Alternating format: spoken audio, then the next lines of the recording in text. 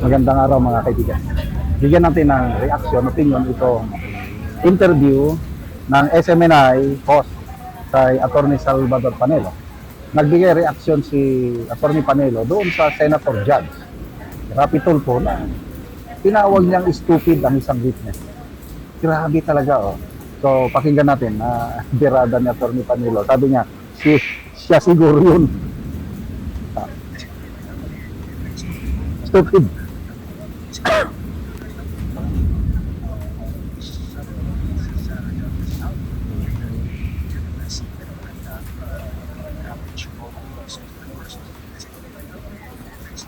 Siya ang stupid.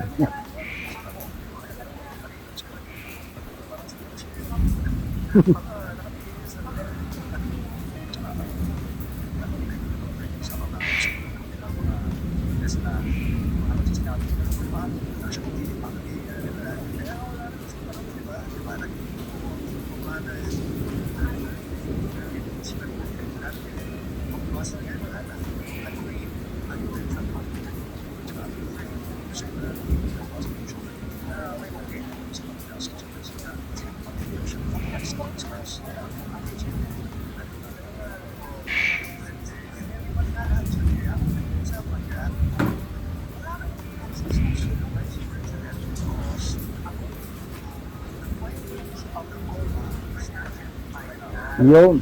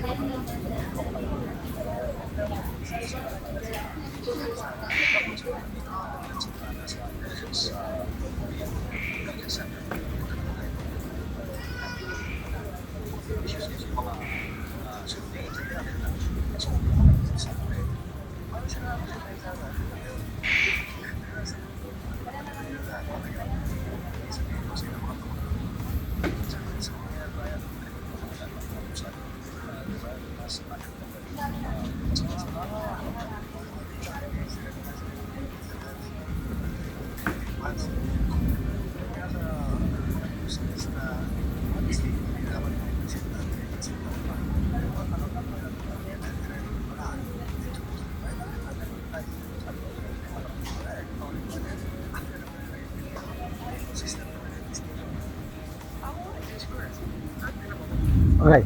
So, agree ako. Sinabi na Attorney Panelo na yung Senator Judge ang stupido. Grabe talaga. Akala siguro ni Rapi Tulfo, parang nasa programa lang niya sa Rapi Tulfo natin. Ngayong mga resource person o guest niya, pwede niyang, ayun, pagsabihan ng mga gano'n. Kaya nasanay, style ng Rapi Tulfo natin. Kaya lang, ito, alam nyo, parang, tingnan nyo, parang kawawa si Ma'am Gina Acosta. But yung pagiging kawawa niya, it will result yung awang yun mapunta kay Dikita. Yung Pilipino ngayon, mas lalong susuportahan si Dikita dahil sa mga ganyang ginagawa ng mga senator judges. It will result to yung mas mataas na rating si Dikita. Kasi yung witness na yun is the only Dikita. So ngayon, pinahiyan ni Rapi Tulfo, parang ang pinahiyan ni Rapi Tulfo ang Dikita. Kaya, yun, sabi niya, no, Attorney Panelo, na nawawalan na ng interest, lalong nawawalan ng interest ang taong bayan na manood, sumabaybay sa impeachment trial. So, it's just a waste of taxpayers' money. Halos wala nang nanonood. Paulit-ulit lang mga tanong. Pagdating dito sa confidential fund, mismo na ang presiding officer ang nag-question sa prosecutor, bakit hindi niya tawagin si Colonel Lachica? Kasi kahapon, ilang pinakasikat na pangalan kahapon, Colonel Lachica. Ay up to now, walang desisyon ang prosecution kung tawagin nila o hindi, si Colonel Lachica. So ano ang dahilan? Bakit takot na takot sila na tawagin si Colonel Lachica? Ako alam ko yung dahilan. Kasi nakausap ko ang isang mataas na active member ng AFP na pag-usapan namin tungkol niyan. Sabi niya sa akin na, sir, hindi nila pwedeng matawag-tawag si Colonel Lachica sa witness stand dahil maraming madadamay. Ganun. Kaya yun na lang, doon na lang sila, pinakawawan na lang ang isang ginapit. Merong isang sinumpuy na Assistant Chief of Staff ng Office of the Vice President. Isa na namang adverse or hostile witness. Tinawag ng prosecutor. Meron din akong nabasang post na dalawang AFP official ang tinawag plus isang retired AFP official tinawag.